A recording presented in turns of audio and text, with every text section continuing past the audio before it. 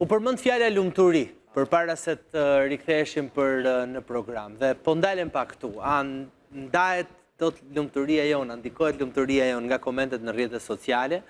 A është kjo lumturi ndoshta edhe në mënyrën se si ne shfaqim jetën? Pra, është ajo lumturia e vërtet, ato çfarë shfaqim në rrjetet sociale?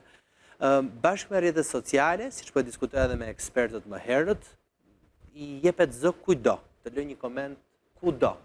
Po ndërkohë nga ana tjetër shumë thonë që personazhet publik në fakt kanë jetën e tyre të lidhur me këtë lloj ekspozimi. Çfarë do të thotë që mundet që të marrin çfarë do lloj komente. Do ndalemi pak tek gjuha e urrëties në rrjetet sociale dhe komentet negative, do ta diskutoj me Ilir Hunçin. Ilir, mirë se vjen, faleminderit. Jacqueline Lekatari, mirë se vjen, faleminderit. Ergita Kala, mirë se vjen, faleminderit. Rudi Deda, mirë se vjen, faleminderit. Me komentet negative. Tani unë po e nis pak me Zhakun, sepse Zhaku besoj ka qenë njeriu që ka grumbulluar më shumë komente negative në historinë e rrjeteve sociale në Shqipëri. Unë kam bërë edhe një ekspozit me komentet e mia. Harrove të shtosh i ka përballuar edhe si burnesh, gjithmonë. Po, e vërtet është, edhe i ka përballuar. Si e ke padur ti këtë raporti, si përballove ti këto komente negative? Unë kam pasur, ka qenë një itinerar, ka qenë një fazë marrëdhënia ime me komente. Tani mund të them që është vërtet një marrëdhënie. Sepse në fillim, kur daljet e mia publike bëheshin virale, ose deklaratat e mia bëheshin virale, unë kisha një metodë që nuk i lexoja komentet, sepse unë e dija se si do ishin, nuk prisja komente pozitive. E kisha bërë pakt me veten që ti s'do lexoja, apo? Kisha bërë pakt, nuk kisha bërë pakt me veten, ishte një lloj nuhatje. Pra në mënyrë organike, unë zgjidhja të, edhe të pavetdijshme, zgjidhja të mos i lexoja komentet, sepse nuk është që kisha ndonjë pritshmëri prej tyre, dhe në fakt kam jetuar mirë për sa kohë nuk i kam lexuar komentet. Pastaj ka ardhur një fazë e dytë, kur unë jo vetëm që i kam lexuar komentet, por edhe i kthea përgjigje komenteve. Sepse mendoja që hapësira ime virtuale ishte shtëpia ime, dhe në hapësirën time virtuale rregullat i bëja unë dhe vendosja unë se si duhet ishin komentet, dhe isha unë moderatori që të krijoja një platformë të sigurt për ata që më ndiqnin. Kjo më rezultoi kontraproducente si metodë, sepse ti e një, turma është e shumtë dhe ti asnjëherë nuk ja del. Dhe sa më shumë që ti e ngacmon turmën me komentet e tua, me përgjigjet e tua që mund të jenë të argumentuara, njëherë që perceptimi në publik për ty është krijuar, ti duhet ta lësh thjesht atë perceptimin të kalojë, të vazhdojë dhe mos ta luftosh, sepse ajo është luftë e humbur. Nëse ti nuk ke aleanca të mira, media të mëdha, të cilat të mundohen që të bëjnë kundër balans ndaj perceptimit që ka publiku për ty. Megjithatë, kur publiku ose turma krijon një ide për ty, më e mira është të heshtësh derisa të kaloj, sidomos ajo stuhia e madhe. Dhe kjo marrëdhënia, do me thënë faza e dytë kur e mësove këtë heshtjen? Erdhi mbas humbjes. Pra, mbasi unë humba në këtë luftën time dhe në këtë metodologjinë time, unë kuptova që metodologjia ime kishte qenë e gabuar dhe që plagët më të mëdhaja i kisha marrë unë. Dhe pika kulmore e kësaj marrëdhënie ishte ekspozita që unë vendosa të organizoj para 2 viteve me 25 nëntor, ditën ndërkombëtare të eliminimit të dhunës ndaj vajzave dhe grave, me tematik dedikuar gjuhës së dhunës dhe urrëties në hapësirën digjitale. Dhe vendosa të paraqes në muret e kësaj ekspozite të gjitha komentet e mbledhura ndër vite. Pra, jo vetëm fazën e fundit të intensive të marrëdhënies time me komentet negative, por të gjitha komentet në të gjitha daljet e mia publike ndër vitet, dhe këto komente i ndava në 4 kategori. Gratë, burrat, të rinjt dhe ata që nuk e zotëronin mirë gjuhën shqipe. Për të dhënë si mesazh final që këto kategorit në të vërtet nuk e kishin një ndarje të vërtet, sepse emëruesh si përbashkët i këtyre 4 kategorive ishte gjithsesi gjuha e dhunës dhe urrëties. Dhe më pas erdhi faza e tretë, pra rilindja, në të cilën unë vendosa që...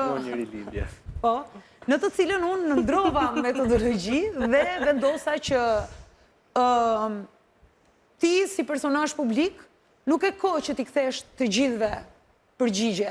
Nëse ti do të bësh një statement ose një deklarat për një debat që po ndodh në një nga postimet në hapësirën tënde, ti duhet të zgjedhësh një nga ata persona, të bësh një koment dhe aty ta mbyllësh kundër argumentin tënd dhe mos vazhdosh më në debatet e një pasnjëshme. Ajo çka ke në dorë ti është gjithashtu të moderosh debatet që ndodhen midis ndjekësve në mënyrë që të ketë një lloj ekuilibri midis gjuhës që përdoret, që mos të i kalojmë pra të gjuha e dhunës dhe urrëtia dhe të nxisim edhe më shumë dhunë. A ndikojnë komentet negative? Tek ty? Jo të vetëm tek unë, po të të gjithë patjetër që ndikojnë komentet negative, se sado që ti thua që mua nuk më përcaktojnë komentet negative, patjetër që ti kur lexon një koment të keq, ti nuk je prej guri, nuk je prej duri, nuk je prej akulli, dhe patjetër që nëse ti je akuzuar për një jo të vërtet, patjetër që lëndohesh dhe thua pse po më ndodh kjo mua. A stërvitesh ti me kalimin e kohës me komentet negative dhe gjen një mekanizëm për të mbijetuar? Po, stërvitesh dhe gjen një mekanizëm. Ka që kisha, më falni që u zgjata ka shumë. Tani më të qëp edhe dhe ju jo. Jo, se kështu ka thënë dhe lira para ca ditësh. Argit, për të. Paka shumë të njëjta gjëra që tha Zhaku. Komenton tek postimet e tjerëve? Jo, unë nuk komentoj. E kam bezdit të komentoj. A vetëm nëse janë postimet bukura, në cilët mund të them fjalë të mira, po, nëse kam diçka që mua nuk më pëlqen, e mbaj për vete, nuk e komentoj. E kam shumë problemat pjesë. Po pse? Sepse e mendoj si për veten time. Unë ndihem keq kur dikush më komenton mua, ose kur dikush më thot mua diçka që mua nuk më pëlqen. Pse duhet ta bëj unë tjetrit të dihet keq? Për çfarë arsye? Kështu që nuk komentoj, por kam marrë komente. Ke marrë komente negative? Kam marrë komente negative, kam zgjedhur ti injoroj, kam zgjedhur që të mos merrem dhe mos t'i kthej as pak përgjigje, por normalisht jam ndjer shumë keq. Kryesisht me çfarë janë të lidhura? Kam patur komente të ndryshme, kryesisht me daljet e mia në televizion. Çfarë të duket veti aty, vajtjet e mia në për evente, u bëre ti të shkosh në për evente, të duket veti aty në një gjë e madhe. Janë këto lloj komente, kështu që ti okay, thank you, por unë të vazhdoj të bëj ato që di të bëj. E kuptoj.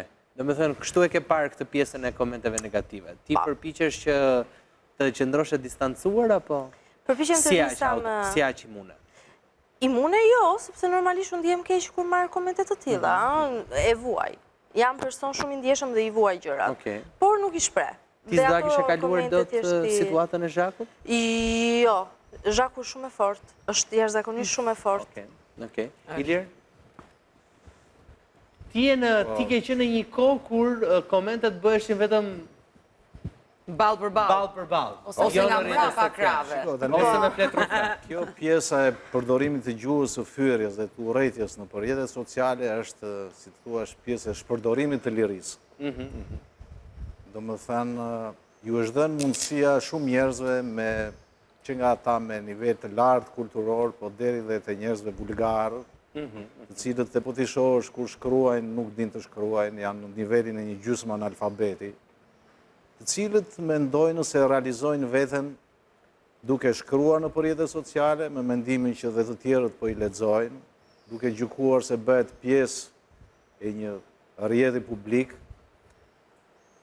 ku mendon se edhe ai është një kontribus i kulturës edhe inteligjencës shoqërore, por që në fakt duke mos e njohur veten, ul dhe nivelin jo vetëm të vetes, po edhe të gjithë nivelin shoqëror, dhe ky nivel shoqëror përbëhet kryesisht nga njerëz vulgar, të cilët shkruajnë pa u menduar, duke menduar se ata kanë mendimin e tyre më të drejtë, më absolut, më të pakontestueshëm, dhe çdo mendim që nuk u pëlqen nga ata që flasin, e gjykojnë të gabuar. Pra jemi në një fazë ku kurba e ngritjes së vulgaritetit në rrjetet sociale është në ngritje, dhe të shohim se ku do arrijë një ngopje. Besoj që do të kalojë në dekada që të kemi këtë ngopje. Pikërisht jemi relativisht, shoqëria është e re në këtë lloj dimensioni teknologjik, dhe gjykoj që kurba e këtij vulgariteti është në rritje dhe do të kaloj në shumë vite derisa të ketë një ngopje dhe pastaj një ulje në dimensionet e kulturës dhe të njerëzillëkut brenda këtij rrjeti. A tregojnë trafik komentet negative, Rudi? tregojnë popularitet të dikujt, komentet negative, pra tregon një lloj është një lloj treguesi që edhe ajo që flitet keq për mua është prapë pra, është një lloj treguesi, po. Është një lloj treguesi ky mendon? Pyetje e mirë, po ndoshta personi ka gabuar për ta thënë, se unë normalisht nuk është që kam. Unë nuk jam person publik, le themi si Zhaku që ndoshta mund të ketë shumë më tepër eksperjenca jetësore si këto. Po mendoj që po krijojnë trafik, po krijojnë sepse përderisa algoritmi në ditët e sotme e merr dhe të nxjerr kryesisht atë që krijon më shumë trafik, normalisht do nxjerrë atë që po goditet, që po e godasin, po flasin keq, dhe kur vjen puna ti do të bëhesh vizualisht më pranë një publiku virtual, duke qenë që është bërë një debat i madh aty dhe të kanë sharë, të kanë goditur. Pse shet sharja? Pse shet sepse kjo është nga inteligjenca artificiale në fakt që i kam mësuar këto gjëra, po në fakt është e çuditshme. Algoritmi nuk është që e di se diçka është e keqe apo e mirë. Makina nuk e di se një koment po shan apo një koment po të ngre lart. Makina thjesht shef ku ka më shumë pompozitet, trafik, interaktivitet. Dhe normalisht atë që bën më shumë buj do ta nxjerrë si lajm kryesor dhe mua më duket që historikisht ne si natyrë njerëzore goditemi më shumë nga drama, fatkeqësia, dhimbja, këto gjëra prekin shumë më fort se sa kur ti ke një moment të lumtur. Ti poston një gjë, sigurisht do ke shumë komente nga miqt, nga gjërat kur poston një gjë të mirë në Facebook apo në Instagram, po kur ka një gjë të errët, diçka se nuk di se ta përcaktoj. Po, e tërheq direkt. Nuk e di pse. Jo, do të kuptoj një gjë. Cilat janë ato që marrin më shumë komenta? Jo, do ta thoja edhe një koment për këtë që a sjellin trafik? Po, sjellin shumë trafik, prandaj ekziston dhe ajo metoda rage bait, pra të postojmë qëllimisht njerëzit të mërziten dhe të inatosen, në mënyrë që ato të komentojnë dhe të krijojmë trafik. Jo vetëm kaq, po të gjitha situatat ku njerëzit gjykojnë, paragjykojnë dhe përdorin gjuhën e dhunës, urrëtiet fyerjes, janë situata shumë komode, sepse e ndajnë shoqërinë në dy pjesë. Ne dhe ata të qimt, ne të mirët, ata të pamoralshmit, ne që komentojmë të moralshmit, ata të zind, ne të bardhët, ata që bëjnë gabime, ne që ndreqim gabime, dhe prandaj kjo funksionon. Dhe në momentin që ne komentojmë duke përdorur gjuhë dhune dhe urrëtie, por me idenë që ne jemi të mirët, ne na duket sikur jemi duke dhënë një kontribut që ajo gjëja e keqe të përmirësohet dhe të bëhet më e mirë. Sigurisht të gjëra i bëjmë në me emocion pa qenë të vetëdijshëm. Po jo, që ti të ndikosh te kjo e keqja për ta përmirësuar është gjë tjetër, po të thuash ti se je ti të tregosh komentin, se ti je për dalë, se ti je. Për shembull, akuzat që ne i bëjmë një individi, edhe ti je për dalë ose ti nuk je një shembull i mirë për shoqërinë. Edhe ky komenti i jon, ne na duket sikur po sjell një kontribut në shoqëri. Pra, unë po identifikoj pjesën e shoqërisë që është jo e mirë, unë jam pjesa e mirë dhe unë me komentin tim po kryej një lloj spastrimi në mënyrë që të kemi një rritje të moralit shoqëror. Më thuaj një temë e cila gjithmonë shkakton feja, seksi, LGBT, lufta, këto janë temat tipike që kush është në gazetari e di që nëse do të shesi një lajm dhe nuk ka një lajm bombastik, atëherë ja fut një temë për LGBT, ja fut një temë për seksin, ja fut një temë religioze, ja fut një temë për luftën. Ato janë temat, këto janë temat që shesin. Okej, Ergit, i shmangesh ti këtyre temave? Ma kupton ku e kam, pra, edhe në komunikimet që ti bën me rrjetet sociale, përdorimin e tyre, në përgjithësi, a je njeriu që I shmangem këtyre lloj temash? I shmangesh jo, kur them këtyre lloj temave, flas këtyre gjërave cilat janë sensitive në një farë forme. Që shkaktojnë një lloj urrëtie, edhe nxisin një lloj urrëtie në rrjetet sociale. Po, unë vetë nuk i komentoj. Që ti politikisht korrekt flas, ë? Po, unë vetë nuk i komentoj. Pra, unë vetë jam gjithmonë larg këtyre lloj temash.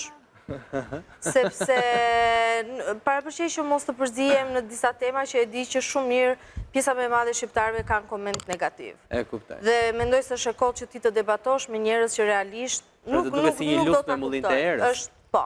Ke denoncuar ndonjëherë një person?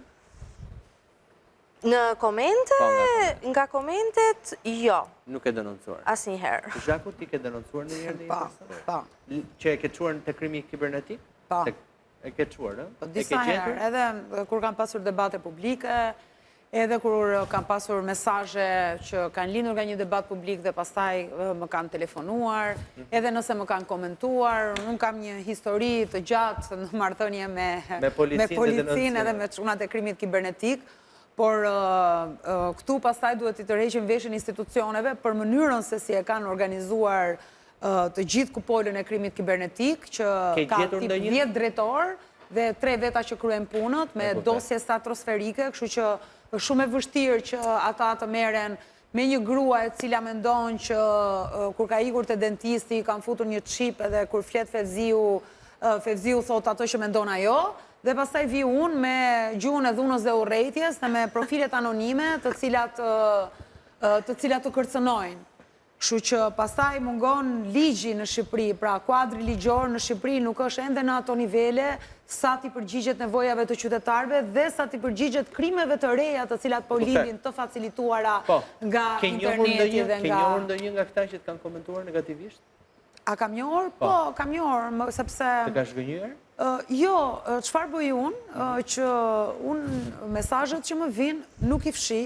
Nëse njerëzit, për shembull, më dërgojnë mesazhe shumë të ngarkuara kur më ofendojnë, sepse e di që mbas disa kohësh, në ndonjë dalje tjetër publike, kur unë do them një deklaratë tjetër për të cilën ata do jenë dakord, ata do më shkruajnë prapë dhe do thonë që unë ju pëlqej shumë. Dhe në përgjithësi unë i lej dhe kur më shkruajnë për herë të dytë dhe kur shoh këtë polarizimin që është krijuar në komente me perceptimin kundrejt meje, mundohem dhe t'ja çoj komentet që kanë bërë për mua dhe them, të kujtohet se në bisedën tonë të parë, para 3 vitesh më ke shkruar këtë, ndërsa tani pas ke ndryshuar komplet mendim për mua.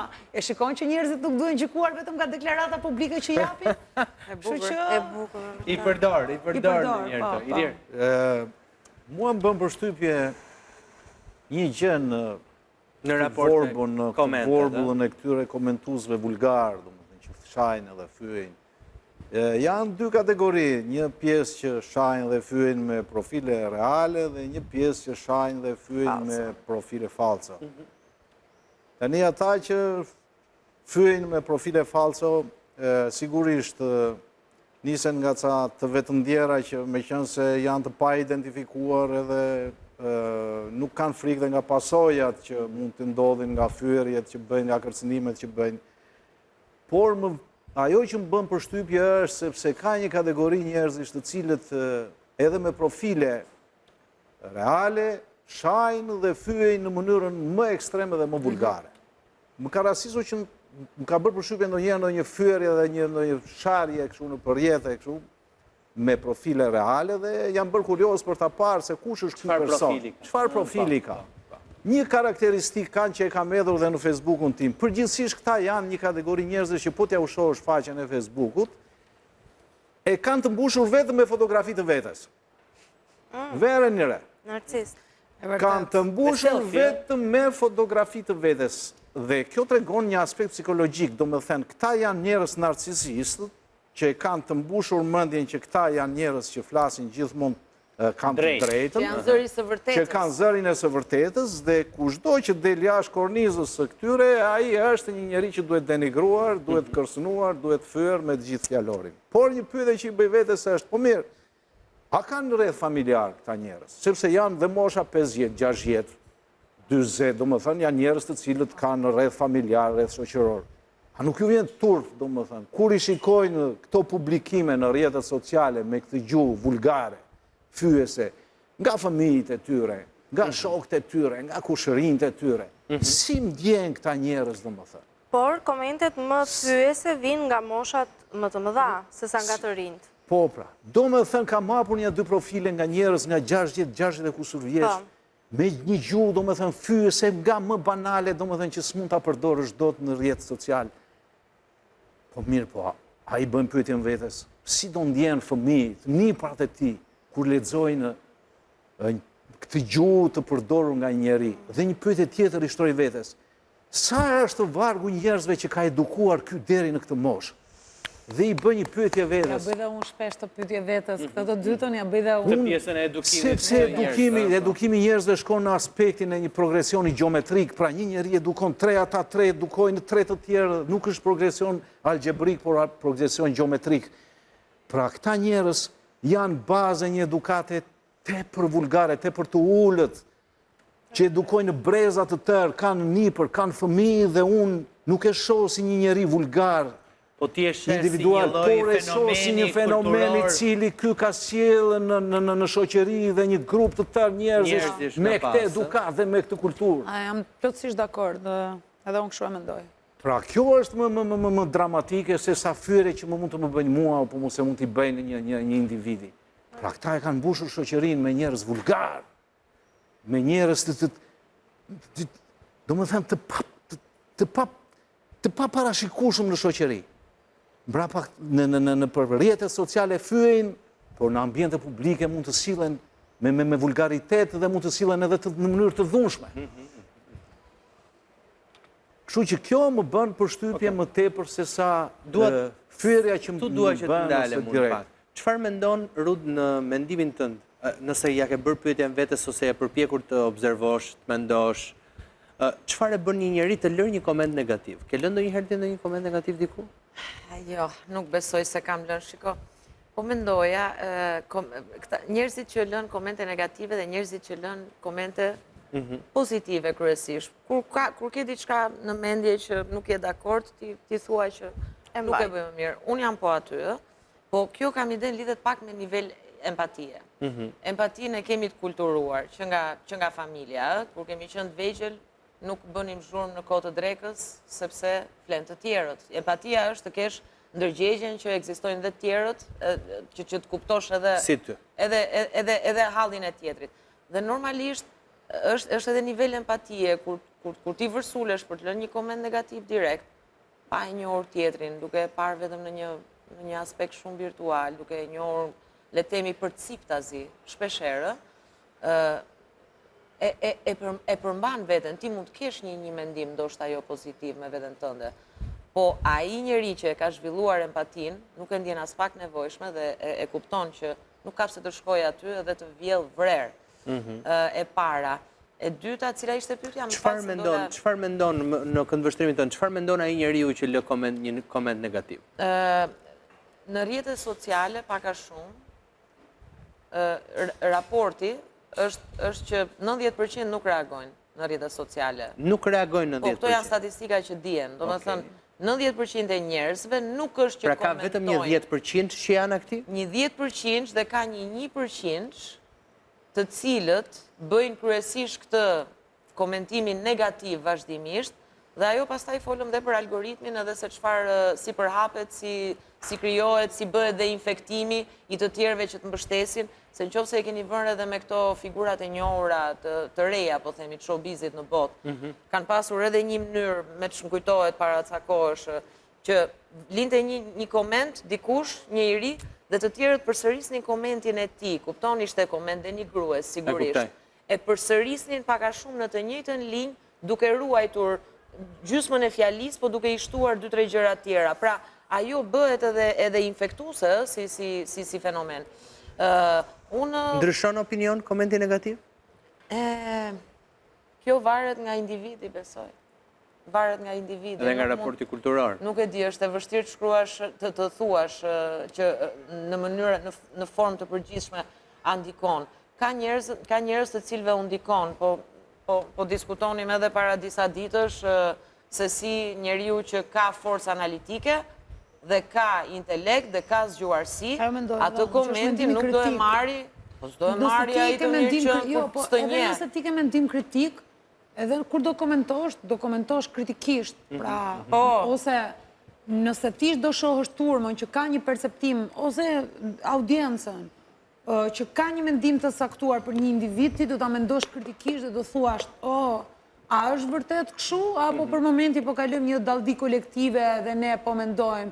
E zënë, sa herë që mbaron festivali i këngës, çdo vit polarizohet shoqëria dhe fillojnë kritikat e mëdha dhe ndahen në dy kampe. është mirë apo është keq. Unë për shembull nuk jam kritike arti dhe nuk e di, mund të kem një ide time, më pëlqen apo s'më pëlqen ajo gjëja, por nuk marr pjesë në këtë debatin e madh. A është për t'ikur në Eurovision apo s'është për t'ikur në Eurovision, ose a ishte skena e bukur mjaftueshëm apo ishte kënga dinamike mjaftueshëm, sepse nuk e ndjej veten aq të aftë sa të argumentoj nga aspekti cilësor muzikor profesionale që të them kjo vlen apo nuk vlen. Unë e shoh si spektatore, mund të them që shija ime është kjo ose shija ime nuk është kjo. Kaq. Dhe po kjo është mendimi im kritik që unë nuk e shoh vetëm të aftë që të futem në këtë debat. Ndërkohë që shoh që në këtë debat marrin pjesë shumë njerëz apo pjesa më e madhe njerëzve që nuk janë ekspertë të artit, të muzikut, të kulturës dhe flasin me një siguri të jashtëzakonshme për një tematikë, për një temë. Mirë, po sigurt bëj një pyetje tjetër. A është kjo në të vërtetë pjesë e lirisë së një individi? Edhe të thot diçka të cilin ashtu e mendon. Jo, ti mund ta bësh kritik pa ofenduar tjetrin. Kritika dhe ofendimi janë një koment i cili nuk është në linjë me ato njeriu që ka postuar, po pa e ofenduar. Në momenti që ti e ofendon, atëherë s'kemi nga komente dhe komente. Unë mendoj se standardi parë në gjuhën e rrjeteve sociale duhet të jetë standardi ku njerëzit nuk duhet t'i kundërvijen njëri tjetrit për atë që shprehin, por duhet t'japin opinion. E tyre, po. Pra, standardi qytetare kërkon që për temën që ka trajtuar, ka hedhur dikush në Facebook, jep mendimin tënd e miraton ose jo. Por hyrja në një debat me opinionet që japin të tjerët, se ti nuk je dakord me ata, kjo është më duket aspekti më vulgar i rrjeteve sociale. Thjesht ne nuk dim të ndajmë kritikën edhe ofendimet. Pra, jepni mendimin tuaj për ato opinion që ka dhënë dikush, por jo kundër opinione se shmë opinione japin të tjerët. Dhe ti imponohesh të tjerëve, sepse ti nuk je dakord me opinionin që jep ai për ata e më thetë tash. Kjo është aspekti më vulgar që tregon një ignorancë totale të atyre që hyrën në këtë vorbull diskutimi dhe publikimi. Unë në fakt më kujtoj një dokumentar shumë interesant që ishte producente Monika Levinski dhe ajo thoshte, unë jam personi i parë në këtë epokën e sotme, e cila u bëra qendra e komenteve negative në rrjet dhe që prej atij momenti ndryshoi krejtësisht historia. Pra, kishte bërë dhe kishte sjell disa raste të ndryshme të cilat pikërisht komentonin këtë. Personazhe të ndryshme që kishin qenë në qendër të vëmendjes si tabel qitje për rrjetet sociale për komente negative.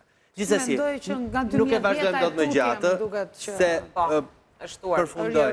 Nga 2010-a e tutje. Po se rrjetet sociale e kanë ndryshuar realitetin nga viti 2010 e tutje, kështu që mendoj që është dekada e fundit ajo që më shumë e kanë nxitur apo ka krijuar një platformë të re të. Siç ka thënë Umberto Eco, që dikur flisnin ke lagja ata që s'ishin në rregull nga media, pra tani po e marrin vesh të gjithë. Rrjetet sociale i kanë dhënë në zë çdo idiot. Janë një agore e madhe. Faleminderit shumë që ishit me mua edhe sot. Vazhdojmë të qëndroni në RTSH, gjithë mirat miq, takojmë nesër.